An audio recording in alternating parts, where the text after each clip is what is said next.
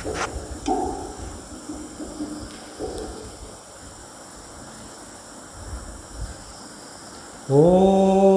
नमो भगवते वासुदेवाय।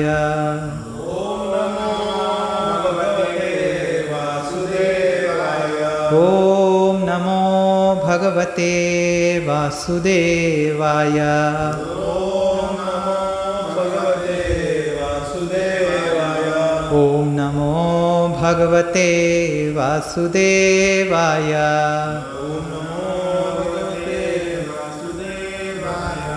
नारायणं नमस्कृत्य नरं चैव नरोत्तमं देवीं सरस्वतीं व्यासं ततो जयमुदीरये। कृष्णाय वासुदेवाय देवकी नंदनाय च नंदगोपकुमाराय गोविंदाय नमो नमः।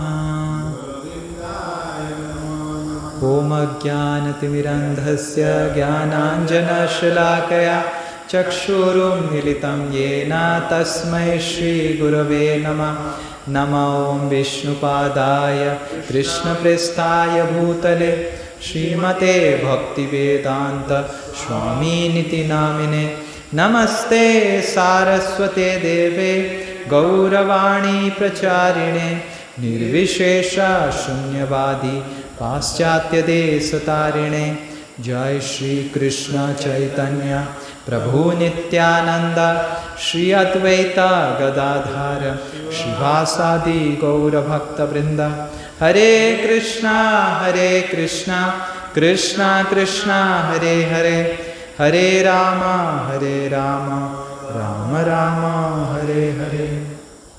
मूकं करोति वाचालं पंगुं लंघायते गिरिं यत्कृपातमहं वन्दे श्रीगुरु दीनतारिणं श्रीपरमानन्दमाधवं श्रीचैतन्यमीश्वरम्। हरे कृष्ण। तो हम पिछला कक्षा में आत्माराम श्लोक का चर्चा कर रहे थे, जो बहुत ही ज़्यादा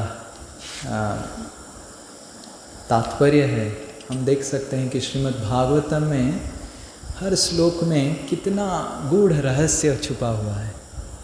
एक श्लोक से ही कितना अर्थ निकल सकता है।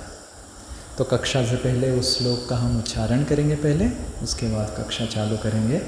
आपके पास वो PDF डॉक्यूमेंट रहेगा जो भेजा गया था, या फिर आप श्लोक इंटरनेट से या से निकाल लीजिए। इस श्लोक क्रमांक है 1, 7 और 10 भागवत का प्रथम स्कंद 7वें अध्याय और 10वां श्लोक।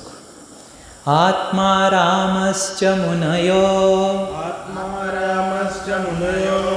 निग्रन्था अप्युरुक्रमे कुर्वन्ति हेतु किं भक्तिं इत्थं भूतो गुणो हरि। आत्मा रामश्च मुनयो निग्रन्थाप्यवरुक्रमे कुर्वन्त्य हेतु किं भक्तिं इत्थं भूतो गुणो हरि। तो पिछले कक्षा में हमने देखा था कि किस तरह अलग अलग शब्द का अलग अलग अर्थ है। आत्मा शब्द का अर्थ है कि 7 अर्थ है, शरीर, मन, और आत्मा का मतलब आत्मा, सोल, बुद्धि, धृति, और आत्मा का स्वभाव भी अर्थ होता है, और मुनयो, इस तरह का अलग अलग अर्थ जो हमने वो PDF का एंड में एक टेबल बना दिया है ताकि आपको आसानी हो।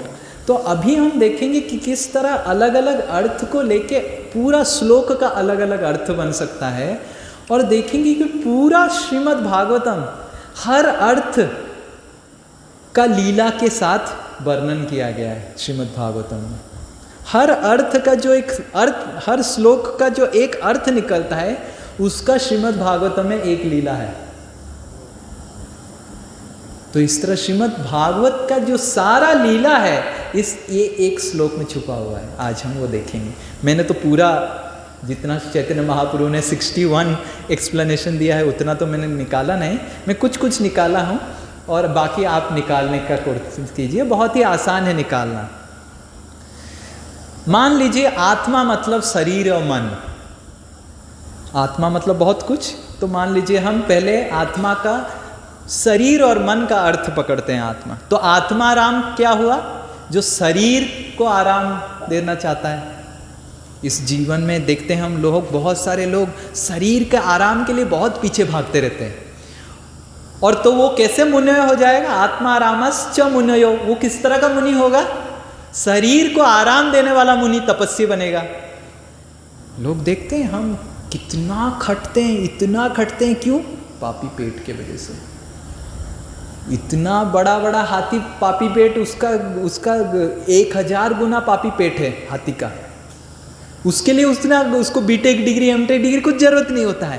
पर ये सारे जो तपस्वी लोग बड़े बड़े देशों में बैठे हुए हैं, बड़े बड़े मेट्रो में बैठे हुए हैं, इतने बड़े बड़े मुनि हैं, उनकी आत्मा के आराम के लिए, शरीर और मन के आराम के लिए कितना बड़ा तपस्या कर रहे हैं। अपना बड़ा बड़ा गांव का घर छोड़ के छोटा पिजन होल में रह रहे हैं। देखना छोटू सा। अब इधर गौशाला से मैं देखता हूँ सब घर जो DLF न्यू टाउन हाट के इतना छोटू दिखता है। सब बड़ा बड़ा घर छोड़ के गांव का खेती, गांव का अच्छा हवा, अच्छा पानी सब छोड़ के शहर में आए हैं। क्या तपस्या है ना शहर में रहना, पर शहर का आराम चाहिए। ये सब शहर के आत्माराम है। अब बाहर जाएंगे, कलकत्ता में, बॉम्बे में, दिल्ली में, कोई विदेश से भी अटेंड कर रहा है तो विदेश से बाहर जाएंगे तो आपको आत्माराम मिलेगा। क्या आत्माराम है? वो सब भी आत्माराम है।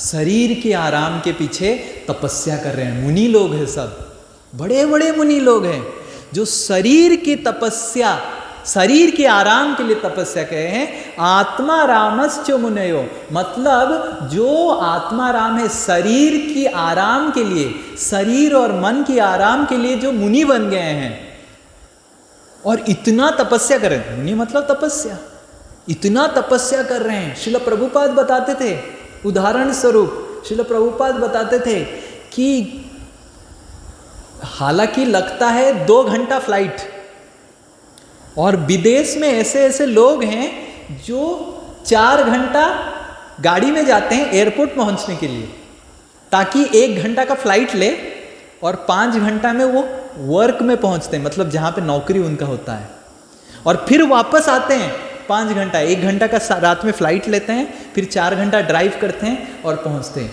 इस तरह का तपस्वी लोग विदेशी में हैं। ये होते हैं आत्मारामश्च मुनयो, मतलब शरीर की तपस्वी, मन की तपस्वी। और मन का भी तपस्या हम देखते हैं। IPL मैच जब होता है, अभी जब टेलीविजन में आप देखते हैं, टीवी में देखते हैं, वो पता नहीं चलता। बॉल गया तो LBW हुआ, क्या हुआ, कैसे हिट विकेट हुआ, क्या हुआ, कुछ पता नहीं चलता है। वो इतना बड़ा स्टेडियम में कहाँ पीछे बैठा हुआ है, उसको क्या दिखाई देता होगा बताइए। इतना बड़ा बड़ा लेंस लेकर भी समझ में नहीं आता है। फिर थर्ड अंपायर को बोला जाता है कि थर्ड अंपायर बताएगा कि क्या हुआ है। देखा है आपने क्रिकेट का, थोड़ा तो आपको होगा। तो थर्ड अंपायर फिर टीवी में देखता है, जूम करके फिर पता चलता है वो नहीं रन आउट नहीं हुआ है। तो वो जो स्टेडियम में बैठ के हुआ हुआ कर रहा है, उसको कुछ नहीं दिख रहा है, फिर भी वो बैठ रहा है। क्यों? ये है आत्माराम, ये है मन का आराम। क्या है? दिखाना कि मैं भी IPL गया था। क्या किया? उसका स्वेटिंग हो रहा है। उधर तो AC नहीं है, AC स्टेडियम में कहाँ होगा। वो स्वेटिंग हो रहा है, उसे मुंह में लगा दिया। देखा ना कैसे चिल्लाते हैं, इंडिया इंडिया, पाकिस्तान पाकिस्तान। कुछ नहीं, ना इंडियन दिख रहे ना पाकिस्तानी दिख रहे, कुछ नहीं दिख रहे। खाली साइड में जो बैठ रहा है वो बदबू मार रहा है, उसका बदबू बांस मार रहा है। पंखा तो नहीं है स्टेडियम में, बांस मारता है ना। AC नहीं है, पंखा नहीं, 20,000 लोग इकट्ठा हो जाएंगे तो बांस मारेगा ना। बांस को सूंघ सूंघ के मन का आराम है, शरीर को आराम नहीं है। देखिए स्टेडियम में बैठेंगे शरीर को आराम है, पर मन को आराम है। कैसे मन को आराम है? नेक्स्ट दिन जब स्टेटस में डालेंगे IPL सेल्फी, और शरीर को इतना कष्ट हो रहा है, दांत दिखा के सेल्फी मार रहा है बेचारा। तो ये है, तो बहुत तपस्या करते हैं मन को आराम देने के लिए, शरीर को आराम देने के लिए लोग बहुत तपस्या करते हैं। तो आत्मा रामश्च मुनियों का मतलब है जो शरीर और मन को आनंद देने के लिए जो तपस्या करते हैं, निग्रंथा, वो भी भगवान हरि का गुण कीर्तन सुन के उनको भी और बहुत पाप भी करते हैं। शरीर और मन को आराम देने के लिए बहुत लोग पाप भी करते हैं। तो वो भी सारे निग्रंथा मतलब सारे ग्रंथि, जो पाप कर्म का जो ग्रंथि है सारा छूट जाता है। भगवान उरुक्रम, भगवान हरि का गुण कीर्तन जब वो सुनते हैं, और ये हम देखते हैं सारे जितने सारे पाप कर्म है सब छूट जाता है। निग्रंथा, निग्रंथा का मतलब, निग्रंथा का तो अलग अलग अर्थ है, तो फिर इधर हम लेंगे क्या? निग्रंथा मतलब छूट जाना, मुक्ति। शरीर और मन को और आराम देने के लिए बहुत लोग इतना तपस्या करते हैं और इतना पाप अर्जन करते हैं, पर सब कुछ छूट जाता है अगर अपि भक्तिम कुर्वन्ति अहेतुकीम भक्तिम, अगर वो कुर्वन्ति मतलब करता है, क्या करता है? भगवान हरि का भक्ति करता है। कभी कभी अनजाने में भक्ति करके हो जाता है। और उदाहरण स्वरूप भागवत में पूतना का कहानी आता है। पूतना, सारे राक्षस लोग तो बड़े बड़े, हमारे सब मेट्रो में जो तपस्वी बैठे हुए हैं, शरीर और मन को आराम देने के लिए जो तपस्वी बैठे हैं, पूतना और राक्षस तो उनके मतलब तुलना में कुछ नहीं। ये सब तो किंडरगार्टन स्टूडेंट है। पूतना तो क्या अपना शरीर का आराम के लिए पूतना हर दिन मान लीजिए हजारों करोड़ों शिशुओं का खून पी जाती थी। ऐसे नहीं कि कंसा ने बोला करके पूतना खून पीना चालू किया, वो कंसा ने आदेश दिया तो मैं खून पीना चालू करूं, नहीं, पूतना का आदत ही था। पूतना बाल घातिनी, सुखदेव गोस्वामी बताते हैं, उसका डेली ब्रेकफास्ट में 1000 शिशु का ब्लड और लंच में 1000, और ये तो मैं कम बताया ताकि पूतना भी अभी भक्त बन गई ना, तो अपराध नहीं कर सकते हैं, बस खाली मतलब संदेश देने के लिए मैं बता रहा हूँ। अभी पूतना तो कहाँ पे बैठी हुई है, अभी तो मदर हो गई, धात्री बन गई, भगवान का लीला में सम्मिलित हो गई, तो इसलिए काउंट में कम करके बता रहा हूँ। पर ये उनका डेली रूटीन था। पर इस तरह के आत्माराम जो इतना तपस्या करता था, जगह जगह ढूंढ ढूंढ के शिशुओं को हत्या करता था, उनका खून पीता था, उस तरह के व्यक्ति को भी भगवान ने धात्री और मुक्ति का वरदान दिया, निर्गंथा अपि उरुक्रम। इसीलिए भगवान का और एक नाम हुआ कि हाँ, यहाँ इस श्लोक में आता है उरुक्रम, बड़ा बड़ा कार्य जो करता है। क्या बड़ा कार्य किया? कोई ऐसे कर सकता है?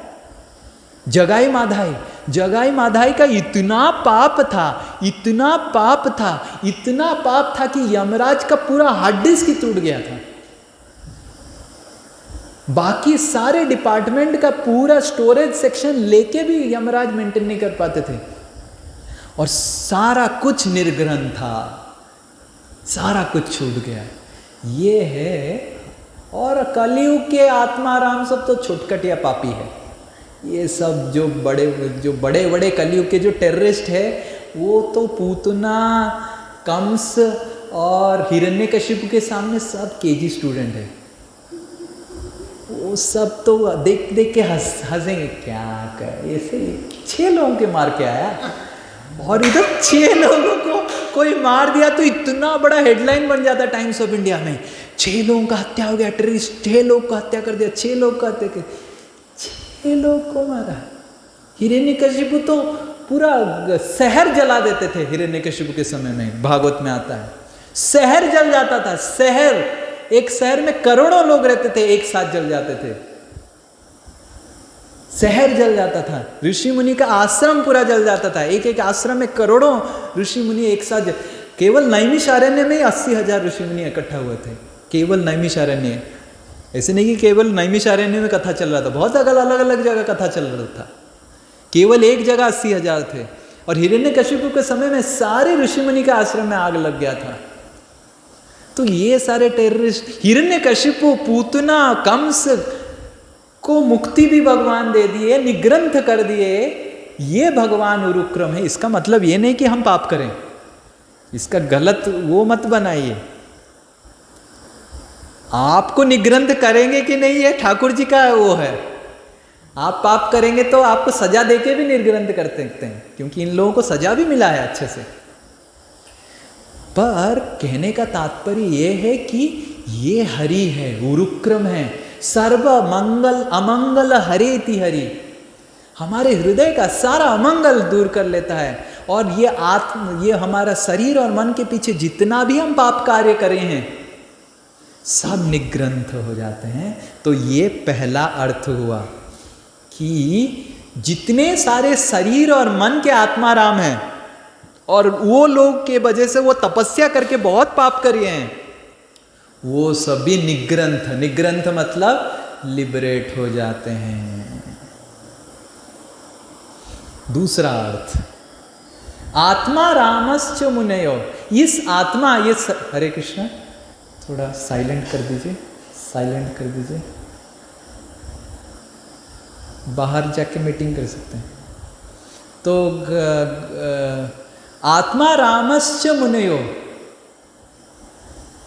तो आत्मा राम जो होते हैं, इस आत्मा मतलब शरीर और मन को आराम देने के लिए कुछ मिनिमम चीजें जरूरत है कि नहीं? है कि नहीं? कुछ रोटी चाहिए खाना, कुछ वस्त्र चाहिए। पर कभी कभी ऐसे होता है कि कुछ कुछ लोग ऐसे होते हैं कि निग्रंथ हो जाते हैं, मतलब इतने गरीब हो जाते हैं, इतने गरीब हो जाते हैं कि उनको शरीर का और मन का भी बेसिक नेसेसिटी नहीं मिलता है। पर वो जैसे ही भगवान हरि का कुरुवंती अहेतु किम भक्तिम, वो बड़े बड़े वैष्णव बन जाते हैं और भगवान उनका सब ख्याल रखते हैं। ऐसे देखते हैं ना, हम देखते हैं कि सुदामा ब्राह्मण इतने गरीब थे, खाने के लिए आत्माराम मतलब पेट के लिए भी पेट के लिए बेसिक आराम देने के लिए भी उनके पास शक्ति नहीं था। पर जैसे ही भगवान का दर्शन करने आए, सुदामा जी भगवान को मांगने नहीं आते, बस मिलने आए थे। ये है हरि उरुक्रम। ये हमारे हरि इतने उरुक्रम है कि मिलने जो आए, मांगने जो नहीं आए, तो उनको इतना दे दिया, फिर तो हमको मांगने की क्या जरूरत है। निग्रंथा मतलब गरीब। निग्रंथ का एक अर्थ हमने लास्ट टाइम देखा था ना, गरीब। तो भागवत में सुदामा जी का कहानी आता है कि सुदामा जी इतने गरीब थे कि उनको पेट का सिंपल शरीर का आत्मा के लिए भी आराम के लिए उनके पास शक्ति नहीं था। जैसे ही भगवान का भक्ति किया, भगवान ने सब दे दिया। अनन्यश्चिन्तयन्तो माम ये जन परिउपासते, भगवत गीता में भगवान बोलते हैं कि जो मेरा अनन्य रूप से चिंता करता है, स्मरण करता है, उसको योगक्षेम वहाम्यहम्। LIC इंडिया तो खाली फोकट में स्लोगन ले लिया, योगक्षेमम वहाम्यहम्, पर एक्चुअली तो भगवान करते हैं सब कुछ, ठाकुर जी ही खिलाते हैं सब कुछ। तो अगर आत्मा राम खुद करके आप तपस्या करके पाप किए हैं तो भगवान आपको मुक्ति देते हैं, निग्रंथ। और अगर आत्मा राम के लिए आप सक्षम नहीं है, आपके पेट के 4 रोटी खिलाने के लिए भी आपका अगर सक्षमता नहीं है, भगवान आपको खिलाते हैं, निग्रंथा। अप्युरुक्रमेण कुरुवन्ति अहेतु किम भक्तिम। आप भगवान का भक्ति कीजिए, खाना पीने का ठाकुर जी बंदोबस्त करेंगे। और हम देखते हैं हमारा खाना पीना कैसे चल रहा है। हम तो नौकरी नहीं कर रहे हैं। श्रील प्रभुपाद बताते हैं तात्पर्य में, एक तात्पर्य में श्रील प्रभुपाद बताते हैं कि लोग इतने द्वेषी हैं। हमारे इस्कॉन मंदिर में जो आते हैं और मेरे ब्रह्मचारी शिष्यों को देखते हैं, सन्यासी शिष्यों को देखते हैं, द्वेष करते हैं। अरे ये इतना चकचक कर रहा है, सर चकचक कर रहा है, इतना तगड़ा है। मैं तो इतना नहीं हूँ, पर अमेरिकन ब्रह्मचारी सब सन्यासी बहुत तगड़े थे, सब पूरा श्रील प्रभुपाद के शिष्य, और बहुत तगड़े थे। और वो आके देखते थे, अरे ये कुछ काम नहीं कर रहा है, तपस्या नहीं कर रहा है, उसका शरीर तगड़ा है। तो स्वामी जी आप किसी से कुछ कर नहीं रहे हैं। तो श्रील प्रभुपाद बोलते थे हम ठाकुर जी के औलाद हैं, हमारे ठाकुर जी लक्ष्मीपति हैं, हम क्यों करें, तुम कर सकता है काम। और श्रील प्रभुपाद सबको बोलते थे कि मैं सबको बोलता हूं तुम भी आ जा, तुमको भी काम करने की जरूरत नहीं, तुमको भी मैं खिलाऊंगा। मैं नहीं खिलाऊंगा, ठाकुर जी खिलाएंगे। पर वो आते नहीं थे क्योंकि वो ठाकुर जी से द्वेष कर रहे। तो आत्मा रामश्च मुनयो निग्रंथा अपि उरुक्रमे, कि कोई अगर अपना पेट का मन का आराम चाहता है तो भगवान निग्रंथ है, उसको भगवान सारे गरीबों को भी आनंद देते हैं। सारे गरीब, वो धन से गरीब हो या फिर रूप से गरीब हो, कुब्जा रूप से गरीब थे, तो जैसे भी गरीब हो भगवान उसको आबाद कर देते हैं। निग्रंथा, निग्रंथा मतलब गरीब, तो भगवान उसको और निग्रंथा अपि, ही विल नेवर डू, अपि मतलब ऑल्दो वो गरीब है फिर भी भगवान का भक्ति करेगा तो और गरीब नहीं रहेगा। तो ये द्वितीय अर्थ है। तृतीय अर्थ मतलब निग्रंथ मतलब गरीब भी होता है और निग्रंथ मतलब धनी भी होता है, ये हमने देखा था। तो निग्रंथ मतलब धनी भी होता है।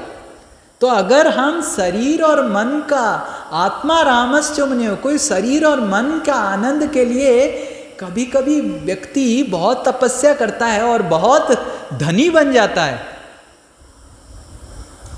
और धन को अगर भगवान के भक्ति में नहीं लगाता है वो धन उसका दुख का कारण बन जाता है। पर उस तरह का धनी व्यक्ति अगर भगवान के भक्ति में धन को लगाता है, भगवान उसके जीवन से धन से जो अमंगल आता है उसको हरण कर लेते हैं। हरि निग्रंथा।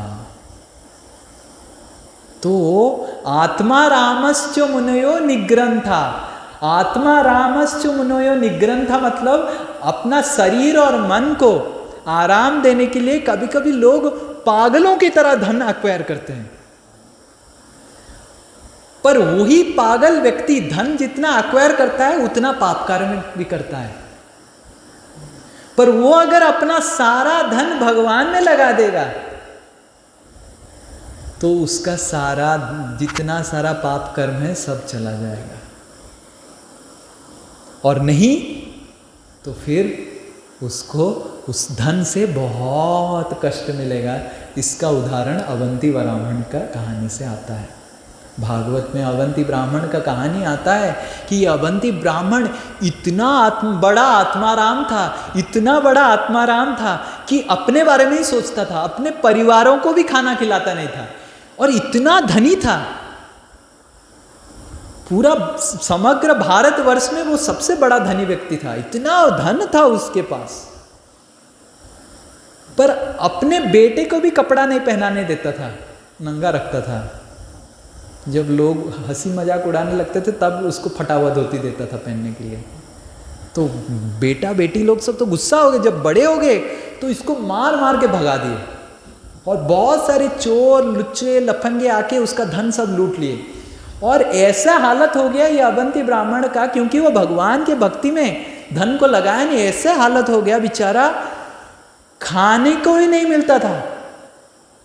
वो भीख मांगता था, लोग भीख में खाना दे तो दे देते थे, पर उसके ऊपर पेशाब भी कर देते थे ताकि वो खा ना पाए। ऐसे उसका हालत हो गया। पर ये अवंती ब्राह्मण भगवान का जैसे ही भक्ति किया सारा अमंगल उसके जीवन से चला गया।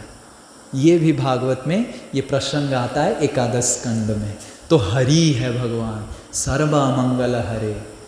तो आत्मा रामश्च मुनयो निग्रंथा, आत्मा राम शरीर और मन का आराम के लिए कभी कभी लोग निग्रंथ बन जाते हैं, पागलों की तरह धन उपार्जन कर लेते हैं। पर वो भी अगर भगवान का कुर्वन्ति अहेतु किम भक्ति, वो भी भगवान का अगर भक्ति करेंगे सर्व अमंगल हरे, उनका भी धन उपार्जन से जो अमंगल है वो भी हरि हरण कर लेते हैं। इसलिए हम सुनते हैं ये हमारे वैदिक सभ्यता में एक कहावत है कि वैश्यों को जो बिजनेस करते हैं उनको धन का कुछ जो उपार्जन कर रहे हैं उसका कुछ परसेंटेज भगवान को देना चाहिए। भागवत में तो लिखा है कि अपना जो सैलरी है या बिजनेस है उसका 20% देना चाहिए। 20% सुनेंगे तो लोग परेशान हैं, 20% दे दिया तो मैं कैसे जीऊंगा। पर भागवत में लिखा है कि 20% भगवान को देना चाहिए।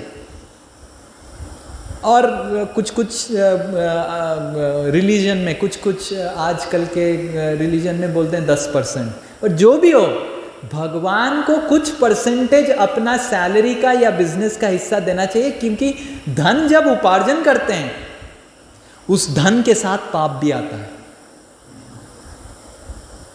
और हरि सारा मंगल हर लेगा, क्योंकि अवंती ब्राह्मण किया नहीं, उसका धन उसको इतना परेशान किया बेचारा, फिर बाद में किया।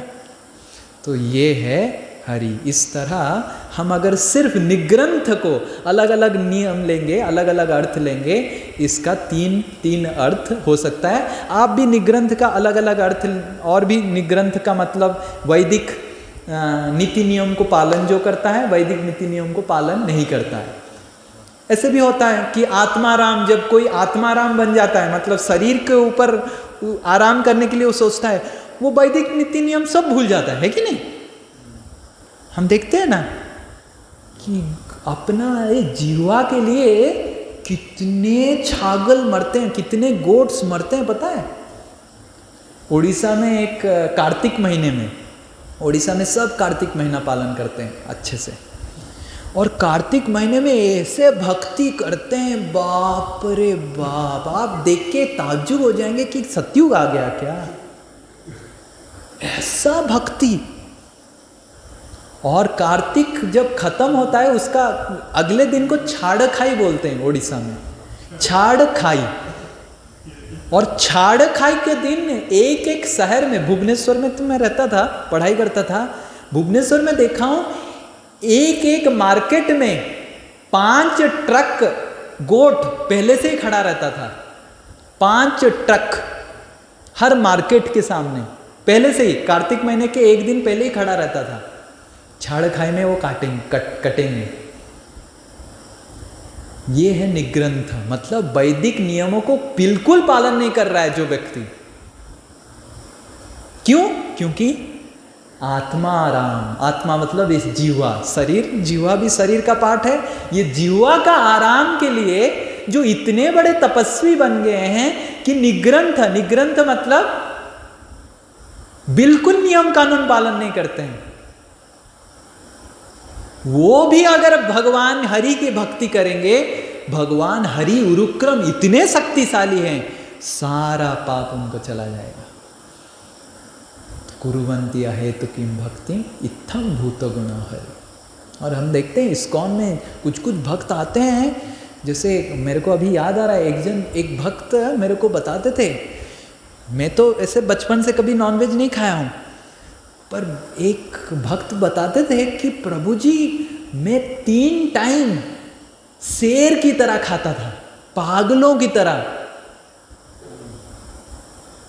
और अभी देखने का भी मन नहीं करता है। अभी इतना दया और करुणा आता है मेरे को सोच के, और अभी मैं सोच रहा हूं कैसे मैं कर लेता था।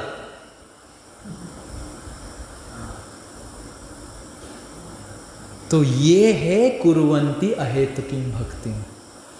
कोई पियक्कड़ रहता है, इतना दारू पीता है, बीवी को मारता है, ऐसे करता है, वो जैसे भक्ति में आ जाता है तो सब छूट जाता है उसका। कैसे?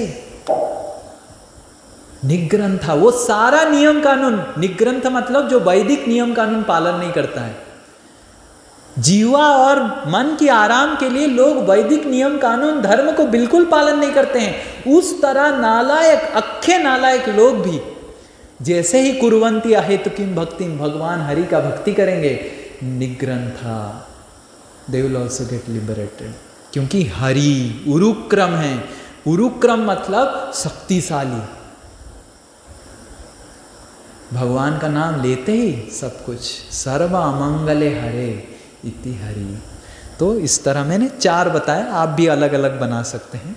दूसरा, अगर हम आत्मा को बुद्धि मानेंगे या स्वभाव मानेंगे, पहले हमने आत्मा को क्या माना, शरीर और मन, तो अगर हम बुद्धि मानेंगे आत्मा को, आत्मा आराम मतलब बुद्धि से जिसको आराम मिलता है, च मुनयो, तो वो बहुत ग्रेव बन जाता है क्योंकि वो सोचता रहता है।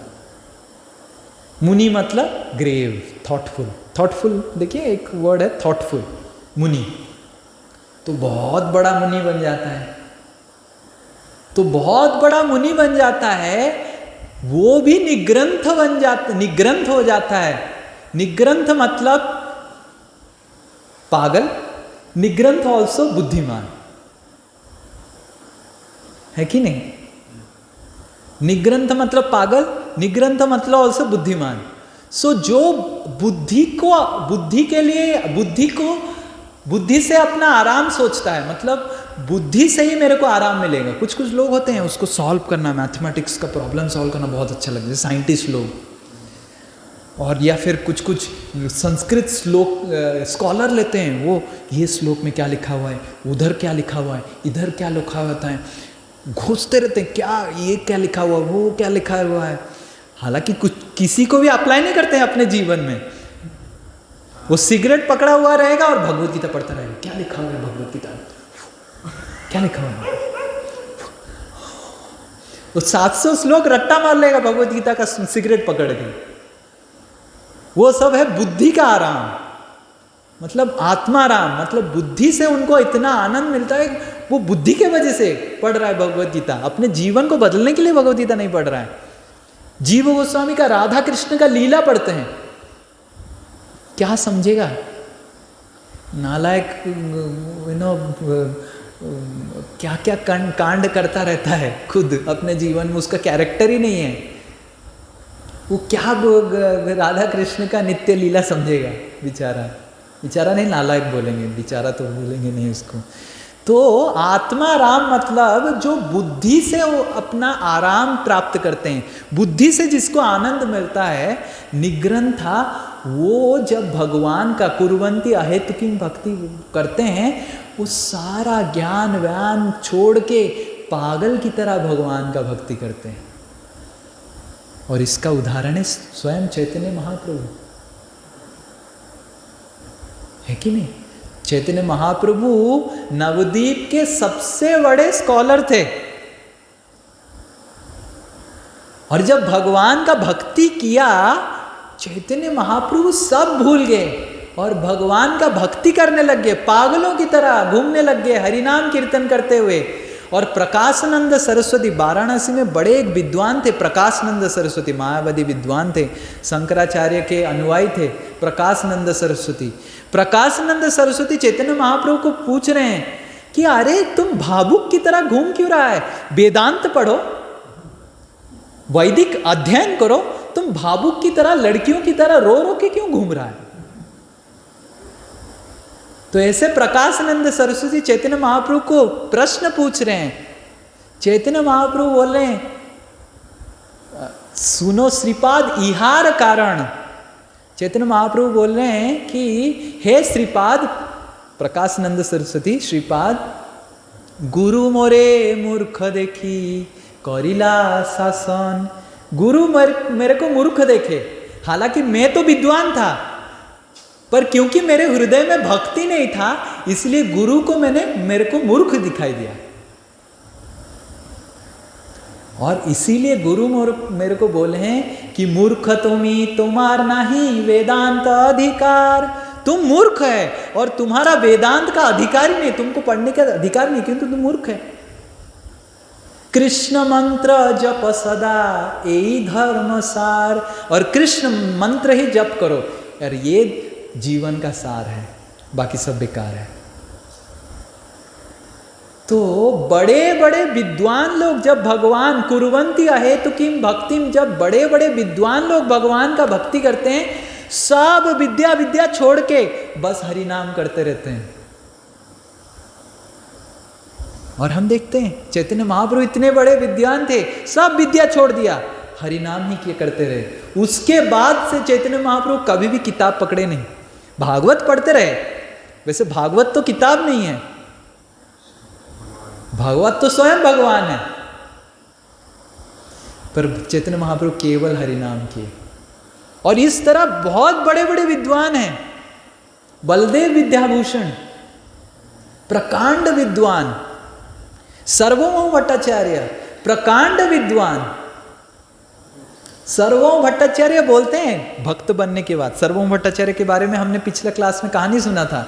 सर्वभौम भट्टाचार्य बोलते हैं तार्किक श्रुगाल मध्य भेयु भेयु करी ए मुखे ए बेसदा जपे कृष्ण हरि। तार्किक श्रुगाल, तार्किक मतलब स्पेकुलेटर, आर्ग्यूमेंट, डिबेट करते हैं। जिनको बुद्धि से आराम मिलता है, आनंद मिलता है, वो डिबेट करते हैं। भगवान क्यों मोर पंख पहन रहे हैं बताओ,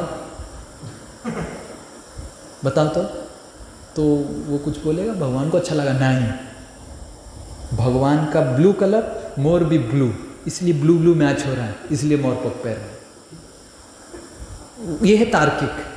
तो बोलेगा ओके ऐसा है, और बताओ क्यों क्यों भगवान ब्लू क्यों हुए? पता नहीं भगवान क्यों ब्लू है, नहीं मैं बताऊंगा। स्काई ब्लू है, भगवान स्काई अनंत है, भगवान भी दिखाना चाहते हैं मैं भी अनंत हूं, इसलिए स्काई का कलर ले लो, ब्लू है। तो ये सब है तार्किक। वो सब ऐसा ऐसा पूछेंगे, क्वेश्चन पूछेंगे, मतलब पागल कर देंगे आपको, डिबेट करेंगे। पहले आपको क्या बोलेंगे, भगवान ऐसे क्यों है, तो आप कुछ बताएंगे भगवान ऐसे क्यों, नहीं मैं बताऊंगा भगवान ऐसे क्यों है। तो वो फिर आपको खंडन करेंगे, इनको एस्टैब्लिश कर, आप खुद जो बोल रहे हैं वो सही है, आप गलत है। फिर वो क्या करेंगे, फिर आप जो बोल रहे हैं उसको फिर खंडन करेंगे, फिर जो पहले बोला था उसको सही करेंगे। तो आदमी पागल हो जाएगा ना। अभी आप समझने में आपको मुश्किल हो रहा है मैं क्या बोल रहा हूँ।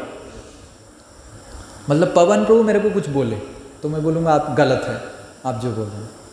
मैं बताऊँगा कि मैं जो बोल रहा हूँ सही है, तो फिर पवन प्रभु बोलेंगे हाँ हाँ आप जो बोल रहे हैं अभी सही है ना, मैं जो बोल रहा हूँ मैं गलत है, तो आप जो बोले थे सही था, फिर आपको पवन प्रभु को मैं ठीक करूँगा। तो ऐसे बार बार तार्किक लोग, डिबेट लोग करते थे ऐसे, इसको खंडन करना, उसको खंडन करना, ये करना, वो करना। तो सर्वभौम भट्टाचार्य बोल रहे हैं कि इस तरह की तार्किक लोग श्रृगाल की तरह होते हैं। सियार, सियार मतलब फॉक्स। फॉक्स क्या करता है, सामने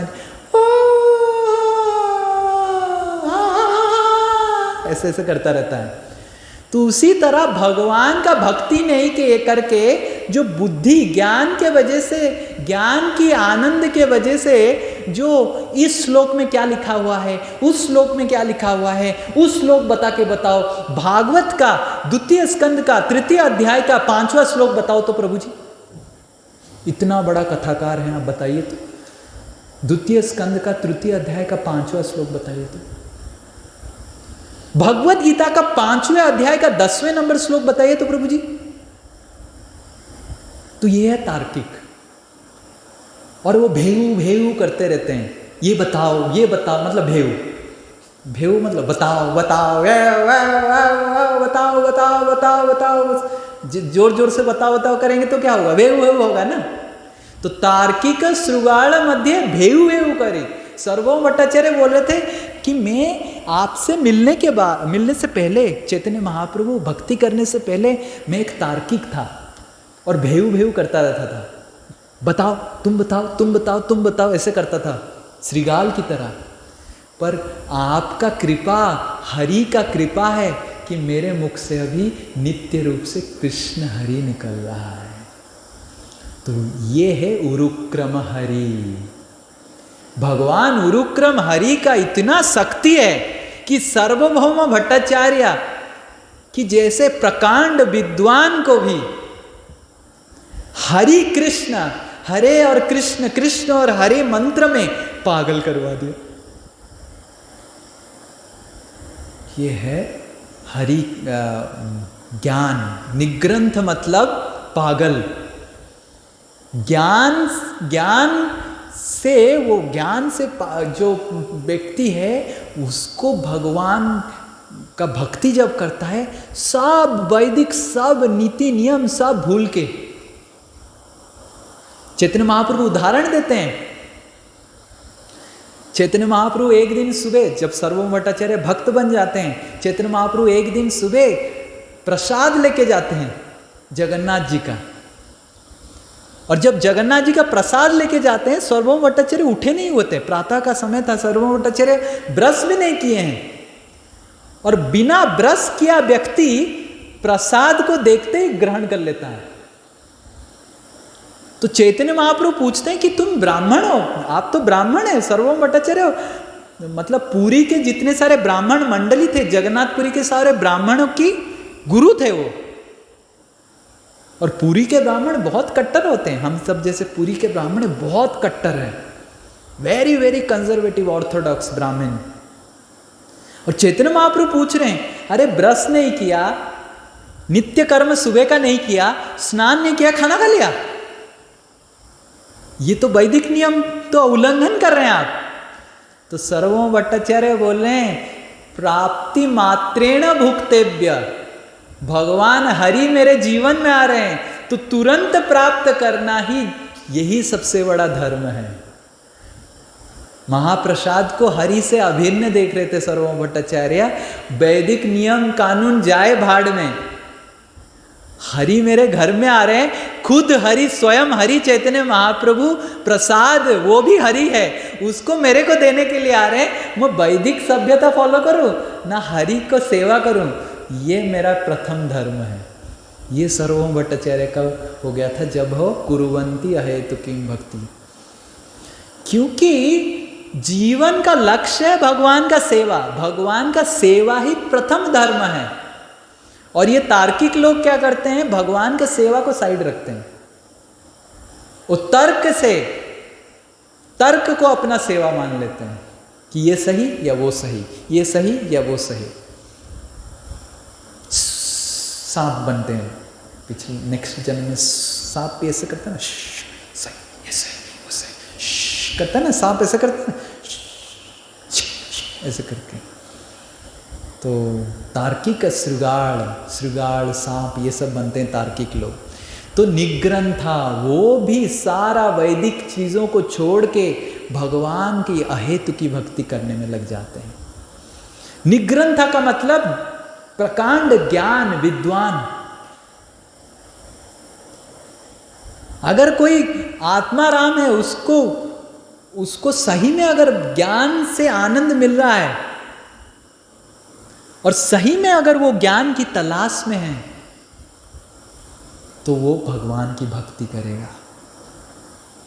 भगवत गीता में भगवान बोलते हैं कि बहुनाम जन्म नामांते ज्ञानवाम माम प्रपद्यते वासुदेवम सर्वमिति स महात्मा सुदुर्लभा।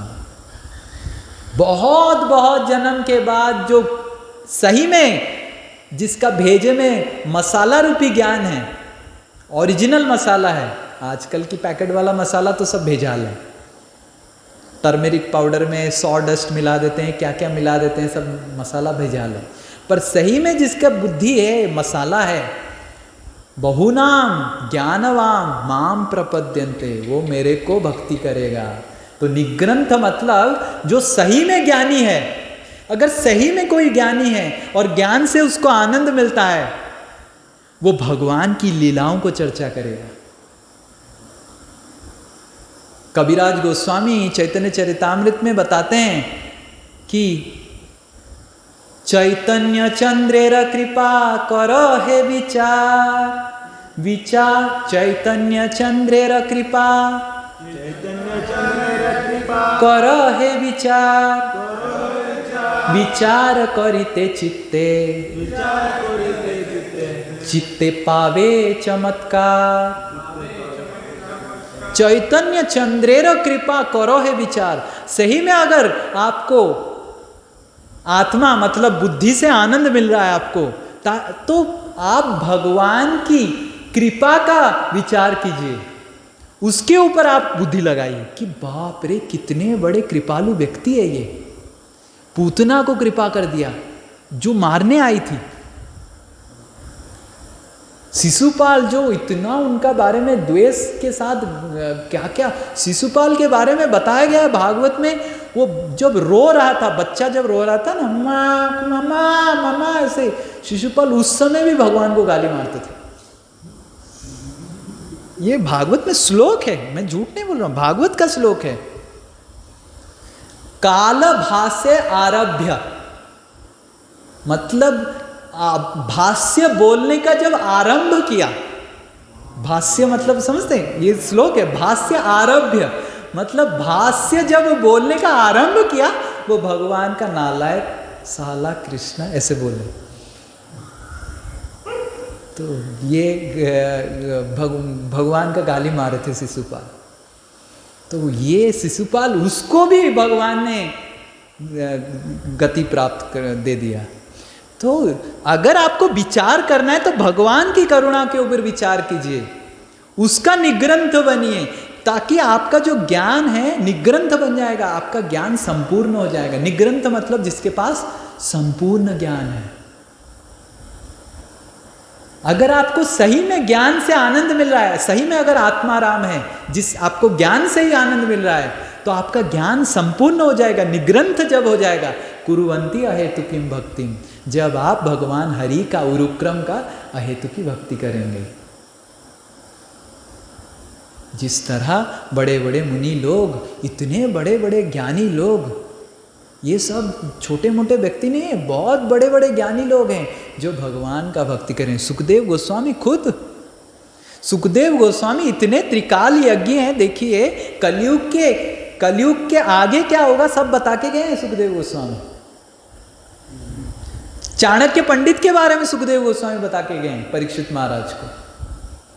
बताइए, आप बता पाएंगे? हमको पता नहीं कल क्या होगा, हम इतने बड़े त्रिकाल यज्ञ हैं, कल हम जिंदा रहेंगे कि नहीं पता नहीं हमको, ये दुनिया जिंदा रहेगा कि हमको पता नहीं। सुखदेव गोस्वामी इतने पहुंचे हुए व्यक्ति थे, वो इतना 4-5 हजार साल के बाद क्या होगा वो बता के गए हैं। उस समय उस लाइन से हुआ है। चाणक्य पंडित से पहले, चंद्रगुप्त मौर्य से पहले जो राजा का नाम है, वो राजा भी सुखदेव गोस्वामी सही नाम बताया। उससे पहले जो राजा थे उसको भी सही से श्रीमद् भागवत में बताया गया है, पूरा मैच करता है। उसके बाद सुखदेव गोस्वामी एक जगह जाके बंद कर देते हैं। इसके बाद जो राजा आएंगे, मोदी दीदी, इनके बारे में बोलने का, भागवत में इनके बारे में लिखने का वो नहीं है जो कहते हैं। इसलिए आजकल के जो ट्रम्प मोदी दीदी के बारे में भागवत में लिखा नहीं कि सुखदेव गोस्वामी छोड़े कि नहीं, मेरा भी एक हैसियत है, तुम्हारा भी एक हैसियत है परीक्षित, इनके बारे में हम लिखेंगे नहीं। चंद्रगुप्त और कुछ राजाओं के बाद सुखदेव गोस्वामी बंद कर देते हैं। इसके बाद सारे जो भी राजा आएगा, नेता आएगा, सब बहुत कुछ चोर रहेंगे, अच्छे लोग भी रहेंगे, पर मोस्ट ऑफ देम वैसे ही रहेंगे। उनके बारे में वर्णन करना अच्छा नहीं है। तो ऐसे सुखदेव गोस्वामी बताते हैं, इतने बड़े त्रिकाल यज्ञ ज्ञानी व्यक्ति, उनका ज्ञान संपूर्ण कैसे हुआ? जब आके वापस व्यासदेव से भागवत पढ़े। सुखदेव गोस्वामी तो चले गए थे, इतने बड़े ज्ञानी थे, मेरे को क्या जरूरत है? जो ज्ञानी व्यक्ति रहता है, मेरे को अगर सब पता है, मैं किससे पढ़ाई करूंगा? इसीलिए टीचर लोगों को पढ़ाना बहुत मुश्किल होता है, क्योंकि जीवन भर टीचर लोग दूसरों को टीच करते हैं, उनको स्टूडेंट बनाना बहुत मुश्किल है। और सुखदेव गोस्वामी ऐसे टीचर थे, उनको पता था चाणक्य पंडित कब आने वाले हैं। उस तरह का टीचर भी अपना ज्ञान को संपूर्ण करने के लिए अपने पिताजी व्यासदेव से भागवत का अध्ययन किया। मतलब सोचिए भागवत का स्थान क्या है। तो ये है निग्रंथ, मतलब ज्ञान की संपूर्णता होगा। अगर आप ज्ञान से आराम प्राप्त कर रहे हैं, आनंद प्राप्त कर रहे हैं, उस ज्ञान की संपूर्णता आपको लाभ होगा जब भगवान का कुरुवंती हेतु किम भक्ति मिथम भूतो गुणा हरि। और निग्रंथ मतलब लिबरेटेड है, हमने देखा लिबरेशन मतलब मुक्ति। तो आत्माराम मतलब ज्ञान से जो आराम प्राप्त करते हैं, आनंद प्राप्त करते हैं, उनका जो मुनि लोग हो गए हैं, ज्ञान की जो मुनि है, वो लोग बहुत गर्वित हो जाते हैं, पर उनका सारा गर्व खंडन हो जाता है जब भगवान का भक्ति वो करते हैं। बड़े बड़े ज्ञानी लोग, बहुत बड़े बड़े अहंकारी व्यक्ति लोग जो सोचते थे मैं जो सोच रहा हूँ वो सही है, उनका सारा ज्ञान चूरमार हो जाता है जब भगवान भक्ति का अहेतुक की भक्ति करते हैं। इस तरह चैतन्य लीला में हम देखते हैं केशव कश्मीरी का लीला आता है। केशव कश्मीरी, कश्मीर का वो पंडित था। इससे पता चलता है कि कश्मीर में पंडित लोग उस समय भी थे। कश्मीर का पंडित आया था नवद्वीप में सबको हराने के लिए। उसके पास इतना बड़ा विजय पत्र था जहाँ पे वो सब साइन किया है। Maharashtra top scholar signed defeated by me, Orissa top scholar defeated by me, ऐसे करके साइन केशव कश्मीरी लेता था, सबको हराता था, साइन करता था। बहुत विद्वान था, सरस्वती देवी का बहुत बड़ा उपासक था। हाथी के ऊपर बैठ के आता था वो। नवद्वीप में वो आए और नवद्वीप में जब आए सब बड़े बड़े विद्वान लोग डरने लग गए। बाप रे, केशव कश्मीरी आ रहा है, केशव कश्मीरी आ रहा है, हमको हरा देगा तो हमारा इज्जत चला जाएगा, मेरा स्कूल बंद हो जाएगा ना, स्कूल बंद हो जाएगा ना, कौन पढ़ाई करेगा मेरे से, सब स्टूडेंट लोग हंसी उड़ाएंगे मेरा। अरे सर आपका तो क्या हालत हुआ कल, आप हमको पढ़ाएंगे, स्कूल बंद हो जाएगा, मेरा घर कैसे चलेगा, मेरे स्कूल से ही मेरा घर चलता है। तो सारे विद्वान लोग डरने लग गए। कोई चला गया दूर, कोई अपने माताजी वाइफ को बोल के चला गया, नहीं देखिए वो तो घर में नहीं है। तो केशव कश्मीरी सारे घर में घूमने लग गए, कोई भी मिला नहीं डिबेट करने के लिए।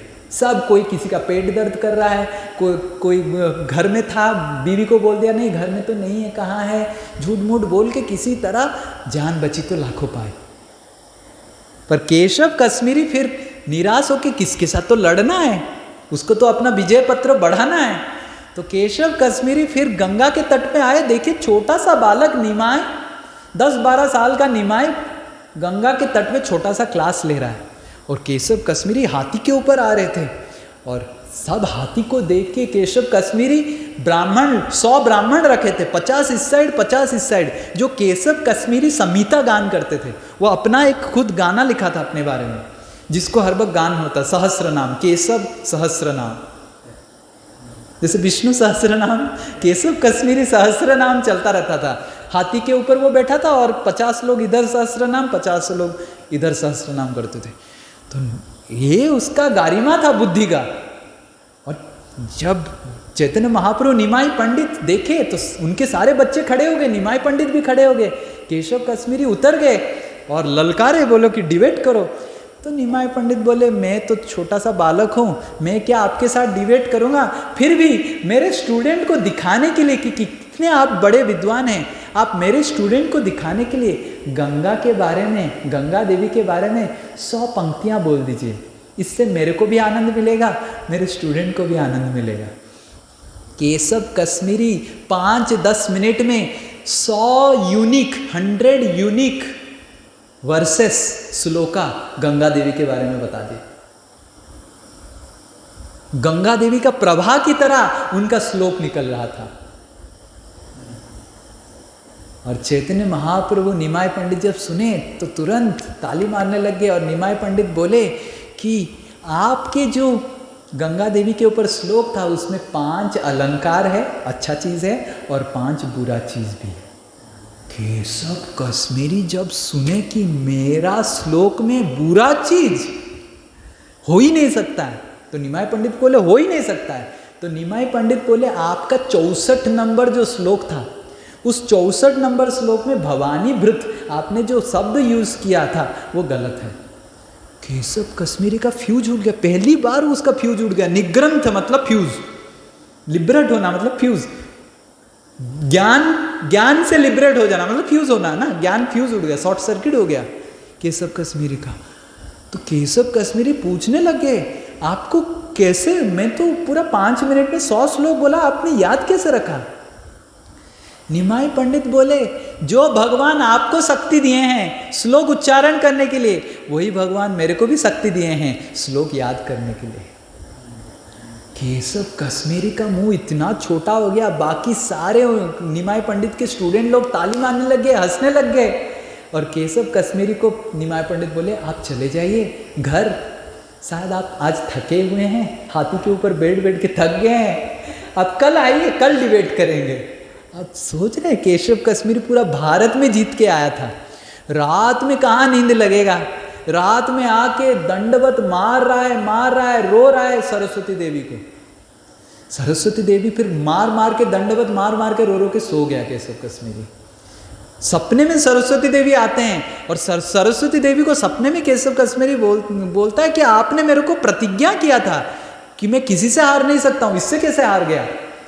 सरस्वती देवी बोले ये मेरे भी गुरु है रे बाबा, इससे मेरे को भी ज्ञान मिलता है। तो फिर केशव कश्मीरी भगवान को आके शरणापन्न होते हैं, भगवान का भक्ति करते हैं। निग्रंथा केशव कश्मीरी रूपी इतने बड़े अहंकारी व्यक्ति को भी भगवान ने कुरुवंती अहेतु किम भक्ति, भगवान ने उनको निग्रंथा, उनकी जो अहंकार, उस तरह इंद्र का भी अहंकार था, उसको भी भगवान ने चूरमार किया। निग्रंथा मतलब ज्ञान का अहंकार को निग्रंथ करना, छुड़वा देना। ये लीला भी भागवत में बहुत सारे लीलाएं आएगी। अब देखेंगे आत्मा मतलब जो हम समझते हैं आत्मा मतलब सोल। हम तो आत्मा समझते हैं, आत्मा ही सोल। तो आत्मा रामश्च मुनयो, जो आत्मा से जिसको आनंद मिलता है, मतलब आध्यात्मिकता से जिसको आनंद मिलता है और मुनि बन जाता है, बहुत बड़ा तपस्या लेता है, ऐसे होता है ना। बहुत बड़े धार्मिक लोग हैं, बहुत व्रत करते हैं, सोमवार व्रत, शनिवार व्रत, गुरुवार व्रत। कुछ लोग हमारे माताजी लोग कितने गुरुवार व्रत किए हैं, 16 शुक्रवार, 12 गुरुवार, 24 गुरुवार, क्या गुरुवार, क्या बार सब करते थे। आत्मा रामश्च मुनयो, आत्मा की आराम के लिए मतलब आत्मा की प्रगति के लिए बहुत व्रत करते हैं, पर निग्रंथा, वो सारा व्रत छूट जाता है जब हरि का नाम लेने लग जाते हैं। क्योंकि हरि का नाम ही एकमात्र व्रत है और किसी का व्रत की आवश्यकता नहीं है। शास्त्र में कहा गया है स्मर्तव्य सततम विष्णु विस्मर्तव्य न जातुसित। भगवान हरि को याद करना सबसे बड़ा व्रत है, भगवान हरि को नहीं भूलना ये सबसे बड़ा व्रत है। पेट का व्रत, उपवास का व्रत, ये सब ज्यादा कुछ फायदेमंद नहीं है। ये भागवत से हम देखते हैं कि हरि का व्रत होना चाहिए। हरि का व्रत, हरि व्रत मतलब हरि श्रवण का व्रत। कुर्वन्ति अहेतु किम भक्तिम, वो भी जब अहेतु की भक्ति करते हैं निग्रंथा, इतना सारा व्रत सब कुछ। किसी के घर में तो बाप रे इतने सारे देवी देवता है, उनको भी समझ में नहीं आता है कौन क्या है। कभी एक जन के मैं घर में गया था, इतने देवी देवता हैं। मैं माता जी को पूछा कि ये कौन है माता जी? प्रभु जी मेरे को भी समझ में नहीं आ रहा है, बहुत दिन हो गया ना। और उनको बोला भी जाता है कि किसी को वो मत करना, किसी को आप, और इतना परेशानी रहता है। सोमवार में ये व्रत करो, मंगलवार में मंगल का व्रत करो, बुधवार में इसका व्रत करो, गुरुवार में इसका व्रत करो, शुक्रवार में ये व्रत करो, पागल हो जाएगा आदमी। पर कुर्वन्ति अहेतु किम भक्तिम, जैसे ही वो हरि का भक्ति करने लगते हैं, ये सारा व्रत सब कुछ किसी की आवश्यकता नहीं, किसी की आवश्यकता नहीं है। श्रील प्रभुपाद तो बताते थे हमारा व्रत है। श्रील प्रभुपाद जहाँ पर एक जगह कुंभ मेला में श्रील प्रभुपाद गए थे, और जो कुंभ मेला में गए थे, कुंभ मेला में क्या हुआ था कि बड़े बड़े विद्वान सन्यासी लोग वो लेक्चर दे रहे थे और पूरा लाउड स्पीकर लगा हुआ था लेक्चर, और श्रील प्रभुपाद शांति से बैठ के सुन रहे थे। क्या नालायक सब लोग बोल रहे हैं, और ये लोग बोल रहे हैं कि भगवान ये है, भगवान वो है, भगवान ये है, किसी को पता नहीं भगवान कौन है। और श्रील प्रभुपाद बोले, एक गुलाब जामुन पकड़ के श्रील प्रभुपाद बोले, ये नालायक लोग ऐसे ही बोल बोल के थक जाएंगे, भगवान को ढूंढ ढूंढ के थक जाएंगे, हम तो गुलाब जामुन खा के भगवान के पास चले जाएंगे। भक्ति में कुछ व्रत नहीं होता है, एकादशी व्रत हम बोलते हैं। एकादशी का प्रसाद इस्कॉन में सबसे हाई क्लास होता है। अगर बाकी दिनों में 4 आइटम बनता है, एकादशी में एटलीस्ट मिनिमम 8 आइटम हमारे गौशाला में बनता है। आपको मैं गिन के बता दूंगा, पिक्चर शांतनु प्रभु भेज देंगे, है कि नहीं शांतनु प्रभु? इतना दिन से तो खा रहे हैं गौशाला में। तो निग्रंथा भक्ति जैसे ही होता है, भक्ति का कुछ भी व्रत नहीं, भगवान का सेवा ही, भगवान को प्रेम करना ही व्रत है। और भगवान को प्रेम करेंगे, भगवान से शादी करेंगे, तो भगवान आपको अपने घर में लेके जाएंगे, तो भगवान जैसे आनंद में है आपको भी आनंद खिलाएंगे। ऐसे नहीं कि भगवान अल्फांसो मैंगो खाएंगे और आपको नकुलदाना खिलाएंगे, जो आजकल के लोग करते हैं। अपने प्लेट में अल्फांसो मैंगो और भगवान बेचारे ठाकुर जी नकुलदाना। तो ठाकुर जी भी सोच रहे हैं, नालायक तुम भी आएगा एक दिन मेरे घर तुमको भी मैं नकुलदाना खिलाऊंगा, खुद अल्फांसो। ये तो सही है, हमारे ठाकुर जी ऐसे करते नहीं हैं। जितने लोग सब नकुलदाना खिलाते हैं, खुद अल्फांसो मैंगो खाते हैं। भगवान ना करे जब वो भगवत धाम जाएं, अगर जा पाए तो भगवान भी अगर ऐसे कर लिए, सोचो, खुद अल्फांसो मैंगो खा के नकुलदाना खिलाए, साइड में आपका प्लेट लगाए नकुलदाना और खुद भगवान पार्थक्य ना नहीं देखते हैं। सो निग्रंथा, निग्रंथा मतलब सारे व्रत तप जितना देव देवी सबको छोड़ के एकला कृष्ण तुम्हार शरण। भगवान कृष्ण का जो शरण में आ जाता है, कुर्वन्ति अहेतु किम भक्ति हरि, हरि सारे चीजें सारे व्रत हरण कर लेते हैं। और हरि का व्रत क्या है? हरि का भक्ति करो, जप करो, सेवा करो, हरि की तरह आनंद उपभोग करो। सो निग्रंथ का ये अर्थ होता है। वो पूरा सब कुछ वो सारा वैदिक नियम नीति नियम सब चला जाता है उसका। निग्रंथ का मतलब गरीब। तो कोई अगर आत्मा का आराम करता है, आध्यात्मिकता करता है, तो वो बाहिक दृष्टि से गरीब हो जाता है। पर गरीब होने के कारण आप भगवान का भक्ति नहीं कर सकते हैं। अपी शब्द का अर्थ यूज हुआ है। अपी मतलब अल्दो। कभी कभी ऐसा होता है कि कोई गरीब हो जाता है, निग्रंथ मतलब गरीब, पर कुर्वन्ति अहेतु किम भक्तिम, एक गरीब को भी, अपी मतलब although one is poor, still he can perform devotional service to lord Shri Krishna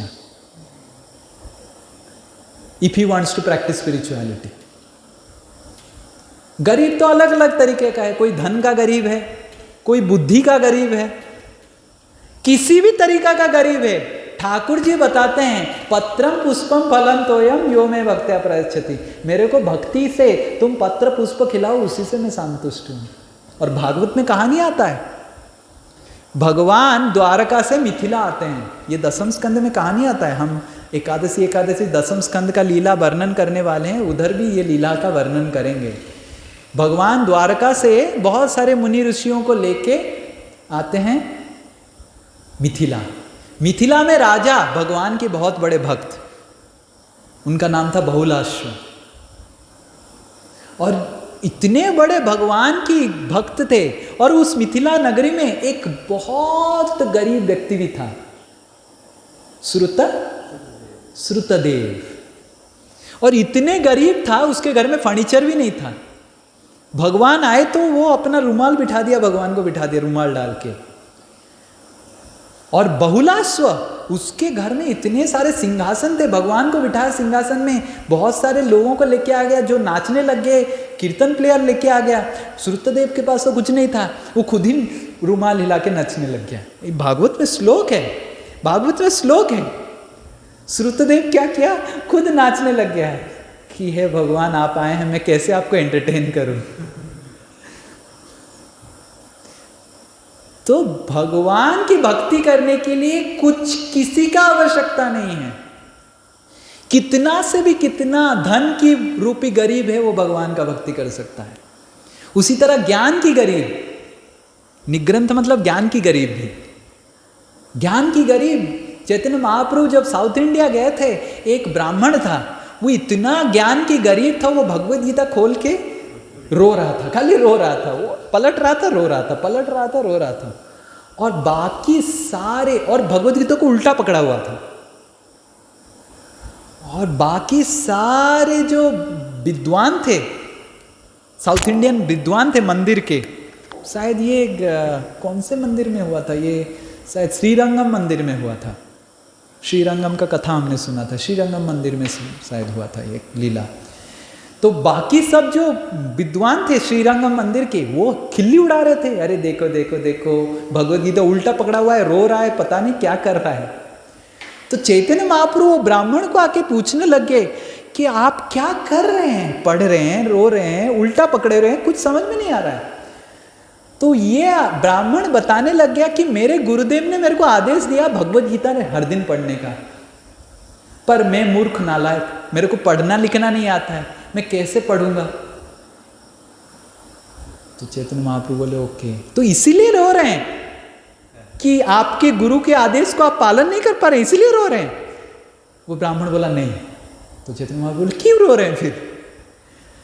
मैं इसलिए रो रहा हूं कि मैं जब भगवद गीता खोलता हूं, मेरे आंखों के पीछे वो छवि आ जाता है कि भगवान जो सारे ब्रह्मांड के नायक है, वो अर्जुन के सारथी बन गए, अर्जुन से लात खा रहे हैं। ओहो देखे भगवान जो सारे ब्रह्मांड के नायक है, वो कैसे अर्जुन के सारथी बन गए, भगवान इतने भक्त वत्सल है, वो सोच के मैं रो रहा हूं। चैतन्य महाप्रभु तुरंत वो ब्राह्मण को आलिंगन किए, बोले कि आपको सही में भगवद गीता का ज्ञान पता चल गया है। तो निग्रंथ था, अगर कोई ज्ञान का गरीब है, कोई धन का गरीब है, किसी भी तरह का गरीब है, कुरुवंती अहेतु किम भक्तिम, उसकी आत्मा की मुक्ति के लिए, हरि का भक्ति करने के लिए उसको रिजर्वेशन नहीं है, कोई भी कर सकता है। तो ये है निग्रंथा। निग्रंथा मतलब धनी। तो अगर कोई धनी व्यक्ति भी होता है, वो भी भगवान का भक्ति कर सकता है। और ये भी इससे पता चलता है, कोई अगर भगवान का आत्मा रामश्च मुनयो, कोई अगर अपना आध्यात्मिकता से आनंद उपभोग करने लगता है, तो वो निग्रंथ बन जाता है, वो धनी बन जाता है। किसका धनी बन जाता है? इस भौतिक धन की धनी नहीं बन जाता है, वो निग्रंथ बन जाता है, हरि भक्ति का धनी बन जाता है, हरि नाम का धनी बन जाता है। मीराबाई तो वही बोले, पायो जी मैंने राम रतन धन पायो, राम रतन धन पायो, वस्तु अमूलित। ये ऐसा वस्तु है, ये दुनिया का सारे वस्तु से अमूल्य है। दी मारे सदगुरु कृपा करो अपनायो, और कृपा करके मैंने मेरे गुरुदेव ने कृपा किया और मैंने अपनाया। खर्च न छूटे चोर न लूटे, खर्च न छूटे, ये ऐसा धन है कि इस कभी खर्च नहीं होता है। आप हरिनाम आज 64 माला कर दीजिए, ऐसे नहीं कि आपका अकाउंट से रिड्यूस हो जाएगा, नहीं, छूटेगा नहीं, और या बढ़ेगा। खर्च ना छूटे चोर ना लूटे। कोई चोर डकायत आके बोलेगा हृदय का हरिनाम निकालो, निकाले, हृदय के पॉकेट का पैसा निकालने के लिए बोलेगा। दिन दिन बढ़त जायो, और हर दिन वो बढ़ते जाता है, इस तरह का धनी बन जाता है। तो हरि नाम की जो हीरा मोती का धन दौलत वो प्राप्त करता है, कैसे? कुरुवंती अहेतु किम भक्तिम। और उसका उदाहरण हम देखते हैं, हरिदास ठाकुर हर दिन 196 राउंड्स करते थे, 64 into 4, मतलब पूरा 24 घंटा करना पड़ेगा, तब जाके होगा 196 राउंड, तब जाके हमारा तो हो नहीं पाएगा। मैंने तो कभी जीवन में किया नहीं। तो ये है धनी व्यक्तित्व। कुरुवंती अहेतु किम भक्तिम, वो भी धनी बन जाता है, हरिनाम का धनी बन जाता है। और निग्रंथ मतलब ऑल्सो पागल, पागल होता है ना, इलिटरेट, पागल।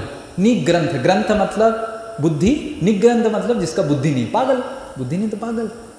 तो आत्मा रामश्च मुनयो, और कभी कभी भगवान का भक्ति में व्यक्ति पागल हो जाता है, और इतना भगवान का भक्ति करता है कि दूसरों को लगता है ये पागल है।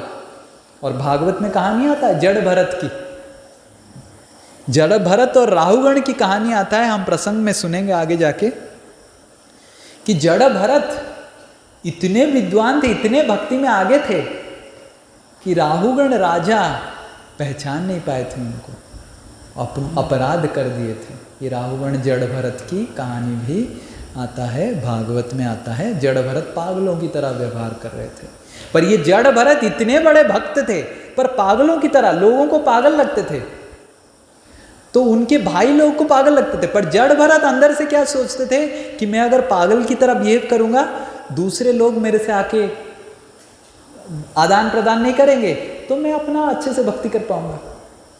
तो उनके भाई लोग क्या किए, उनको खेत का निगरानी करने के लिए रात में छोड़ दिए।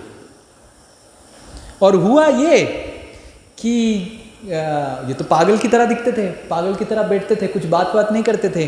तो एक डकैत की सरदार को बलि चाहिए था, और वो पशु बलि देने वाला था, और पशु बलि जो पशु पकड़ के लेके आया था वो भाग गया। तो डकैत गुस्सा हो गया, काली माँ को बलि देना है, ये भागवत में कहानी आता है, तो काली माँ को बलि देना है। तो डकैत इतना परेशान हो गया, तो वो बोला कि अपने सैनिकों को आदेश दिया, ढूंढ के लेके आओ बलि, रात में कहाँ से क्या मिलेगा।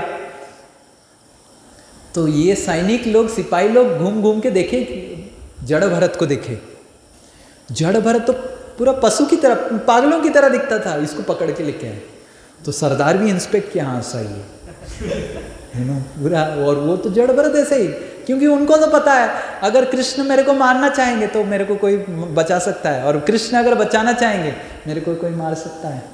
तो ऐसे बैठ गए जड़ भरत, और जैसे ही सरदार उठाने लग गया मारने के लिए, काटने के लिए, काली माँ स्वयं निकले, सारे सरदार को मार दिए। और सरदार और काली माँ की सब चामुंडा सब कुछ, उनके असिस्टेंट भी आए, और सारों का काट कूट के बॉल की तरह उनका सर के साथ खेलने लग गए। और काली देवी स्वयं जड़ भरत को दंडवत मारे, क्योंकि वो भगवान के भक्त हैं, और फिर से अंदर प्रवेश कर लिए। फिर जड़ भरत अपने से निकलने चालू हुए। इससे साफ साफ पता चलता है कि अगर भगवान हरि का भक्ति करेंगे, सारे देव देवी आपसे प्रसन्न होंगे। ये कहानी भागवत में ही आता है कि काली माता स्वयं आके जड़ भरत को बचाते हैं, और जो उनको मारने आए हैं उनका सर काट के उसके साथ बॉल की तरह खेलते रहते हैं, लो ना, और वो भी पकड़ के आप भी लो ना, अब भी लो ना, ऐसे भागवत में आता है कहानी।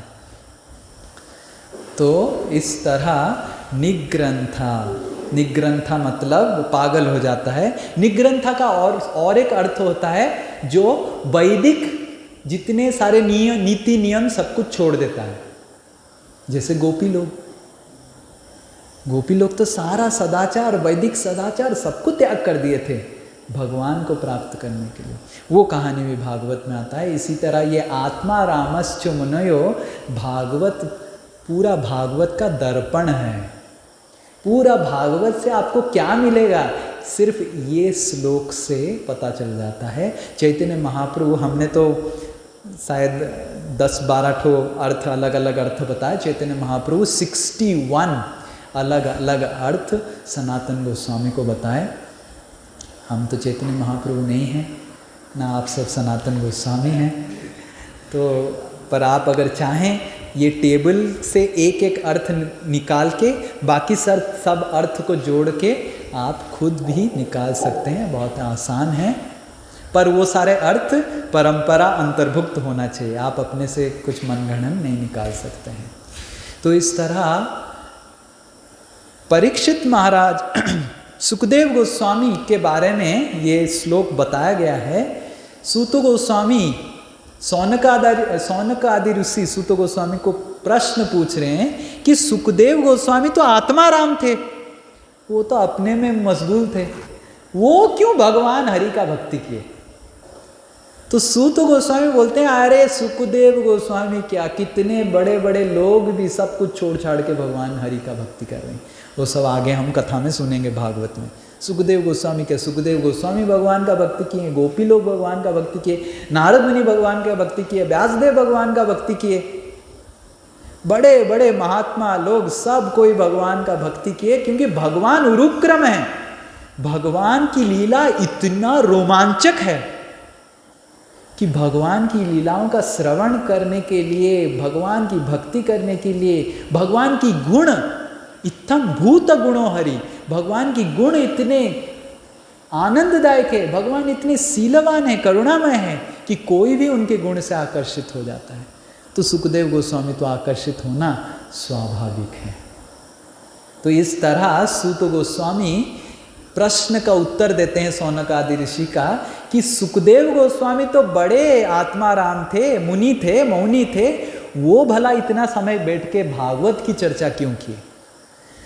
तो शौनक आदि ऋषि ये बता रहे हैं कि भागवत ऐसा एक ग्रंथ है, भगवान हरि के बारे में ग्रंथ है, और भगवान हरि के बारे में जो लीला है इतना रोमांचक, इतना मधुर है कि सुखदेव गोस्वामी आकर्षित होके, सुखदेव गोस्वामी भी आकर्षित हो जाते हैं। और सुखदेव गोस्वामी परीक्षित को बताते हैं। तो फिर शौनक आदि ऋषि प्रश्न पूछेंगे, ठीक है अभी सुखदेव गोस्वामी के बारे में क्लियर हो गया कि वो क्यों भागवत बताए, पर ये परीक्षित, ये तो इतना बड़ा राजा था, राजा लोगों को समय होता है, जब बड़े बड़े बिजनेसमैन होते हैं उनको जाके बोलिए कि थोड़ा स्वामी जी कथा सुनाइए, हम 5 मिनट कथा सुनाने के बाद उनका 10 फोन लग जाता है। हमको खराब लगता है कि और बाबा और बेचारा है ना 10 उनका 4 फोन रहता है, 10 फोन बज जाता है, उसको साइलेंट करते रहते हैं। हाँ बोलिए स्वामी जी, बोलिए स्वामी जी। आधा नज़र फोन पे रहता है, आधा नज़र आपके ऊपर रहता है, और 5 मिनट के बाद स्वामी जी हो गया, अभी बहुत कॉल आ रहा है, स्वामी जी मैं छोड़ा हूँ क्या, ड्राइवर को बोलूँ आपको छोड़ने के लिए हो गया, आज बहुत कथा हुआ। फिर उसके बाद फिर फोन करके भी बताएंगे फुर्सत में, स्वामी जी क्या कथा बोले आप, 5 मिनट का कथा था। पहले तो आपको बिठाएंगे आधा घंटा, 5 मिनट समय देने के लिए, वो कहाँ फोन कर रहा है, इसको फोन कर रहा है, फिर 5 मिनट आके स्वामी जी बहुत आपको आधा घंटा में वेट किया, फिर 5 मिनट आपसे सुनेंगे, फिर उसके बाद आपको पर आपके लिए बहुत प्रसाद सब देंगे, फूल फल माला डोनेशन सब देंगे, पर समय 5 मिनट। ये इस दुनिया का भी छोटू सा बिजनेसमैन, चुन्नू बिजनेसमैन है। पर शौनक आदि ऋषि पूछ रहे हैं, ये परीक्षित महाराज तो पूरा विश्व का सम्राट था, खाली भारत का सम्राट नहीं, पूरा एंटायर अर्थ का सम्राट थे, मतलब उसका कितना हेडेक रहा होगा। वो कैसे बैठ गए इतना दिन, 7 दिन सुनने के लिए? 5 मिनट सुनने के लिए समय निकालना बहुत मुश्किल होता है सम्राट लोगों को, वो कैसे 7 दिन बैठ गए? सुखदेव गोस्वामी तो समझ गए 7 दिन बैठ गए, क्योंकि भगवान हरि इतने गुणमय है, भगवान हरि की लीला और गुण इतना कृष्ण है, वो आकर्षण करते हैं सबको, तो सुखदेव गोस्वामी आकर्षित होकर करने लगे। पर वो तो बैरागी थे, उनके पास तो समय ही समय था, वो 7 दिन बैठ गए, समझ में आ गया। पर ये परीक्षित तो बैरागी नहीं था, वो कैसे 7 दिन बैठे? इस उत्तर को देने के लिए पूरा परीक्षित महाराज का जन्म बताएंगे, और परीक्षित महाराज का जन्म से पहले कैसे उत्तरा के गर्भ में अश्वत्थामा ने परीक्षित महाराज को हत्या करने का कोशिश किया था, वो सारा लीला बता के परीक्षित महाराज का जन्म, परीक्षित महाराज की प्रथम लीला बताएंगे, और कैसे परीक्षित महाराज श्रापित होके सुखदेव गोस्वामी के पास आएंगे। वो पूरा प्रसंग 7वें अध्याय से लेके 19वां अध्याय तक बताया गया है। भागवत में 13 अध्याय केवल परीक्षित महाराज के बारे में, अलग अलग प्रसंग भी आता है बीच बीच में, पर प्रमुख प्रसंग है कि किस तरह परीक्षित महाराज सुखदेव गोस्वामी के सामने बैठे। सुखदेव गोस्वामी किस तरह परीक्षित महाराज के सामने बैठे, उसको समझाने के लिए एक श्लोक, क्योंकि वो तो बैरागी थे, उनके पास तो समय ही समय था। पर परीक्षित महाराज जो सम्राट हैं, उनको 7 दिन निकालने के लिए 13 अध्याय बता दिए समझाने के लिए क्यों परीक्षित बैठा। तो ये स्वाभाविक है, परीक्षित तो सम्राट थे, वो अगर सुखदेव गोस्वामी के सामने बैठ रहे हैं तो मतलब, और इतना बड़ा यूनिवर्सल न्यूज हो गया था कि परीक्षित आगे बैठ गए थे। परीक्षित कोई मामूली व्यक्ति नहीं थे। परीक्षित महाराज के बारे में हम श्रवण करेंगे आगे जाके, 13 अध्याय तो पूरा उनके बारे में अलग अलग जगह प्रसंग में आएगा। इतना यूनिवर्सल न्यूज हो गया था, ब्रह्मांड के सब इंपॉर्टेंट पर्सन आए थे सुखदेव गोस्वामी और परीक्षित महाराज का वार्तालाप सुनने के लिए। भागवत में आता है कौन कौन लोग आए थे, 10 श्लोक तो वर्णन किया गया कौन कौन आए थे। विश्वामित्र आए थे, वेद व्यास स्वयं बैठे थे, नारद मुनि बैठे थे, वशिष्ठ मुनि बैठे थे, जितने सारे लोमहर्षण ऋषि, सब ऋषि, किसी का इतना लंबा बाल था, किसी का इतना बड़ा जटा था, सब अलग अलग पूरा कैटेगरी, सब लोग आए थे। पूरा भागवत में लंबा लिस्ट है कौन कौन आए थे। गौतम ऋषि आए थे, अगस्त्य ऋषि आए थे, सब लोग आ गए थे क्योंकि परीक्षित आए हैं। और ये बताने के लिए कि इतने लोग क्यों इकट्ठा हुए, माहौल बनाना है ना कि it is not a simple news. मान लीजिए मोदी गौशाला में पहुंच जाते हैं, मोदी जी हमारे, तो पहले तो सेटिंग बनाना पड़ा क्यों मोदी जी गौशाला में आए। इधर तो कुछ है ही नहीं मोदी जी को आने के लिए। तो उसी तरह ये मोदी जी तो परीक्षित महाराज के सामने चुन्नू से राजा है। परीक्षित तो सम्राट थे, ब्रह्मा विश्व के सम्राट थे। वो सुखदेव गोस्वामी के आके सामने एक मामूली से बैरागी हैं सुखदेव गोस्वामी, जो वस्त्र भी नहीं पहनते हैं। सुखदेव गोस्वामी के वस्त्र नहीं थे, सुखदेव गोस्वामी नंगे थे। और परीक्षित विश्व के सम्राट आके सुखदेव गोस्वामी के सामने 7 दिन अध्ययन कर रहे हैं, मतलब कुछ तो हुआ होगा। उसके बारे में चर्चा करते हैं, आगे जाके कथा हम सुनेंगे। हरे कृष्णा कृष्ण कृष्ण हरे हरे, हरे राम राम राम हरे हरे। श्रीमद्भागवत महापुराण की, श्रील सुखदेव गोस्वामी की, श्री परीक्षित महाराज की, समवेत गौर भक्त वृंद की जय, श्रील प्रभुपाद की, निताय गौर प्रेमानंदे।